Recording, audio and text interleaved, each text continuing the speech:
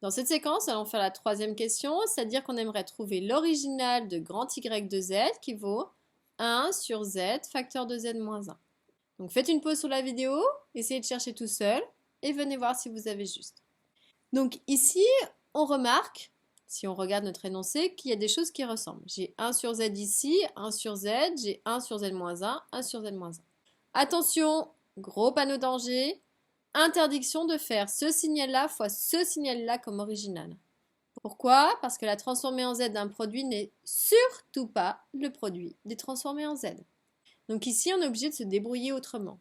Et si on va voir notre énoncé, on avait une première question qui nous permettait de faire ce qu'on appelle une décomposition en éléments simples, c'est-à-dire séparer en deux petits éléments. J'ai rappelé les valeurs de A et B ici. Donc c'était A sur Z, donc moins 1 sur Z, plus B, 1 sur Z moins 1. Comme ça, ce qui est intéressant, c'est que je me retrouve avec une somme. Donc au moment de faire l'original, la transformer en Z inverse, je sais d'après la propriété de linéarité qu'il va me suffire de regarder l'original de L plus l'original de L. Donc ce grand Y de Z va se transformer en petit y de N égale. Le 1 sur Z, ça me rappelle quelqu'un au niveau des originaux. C'est ici, on l'avait calculé.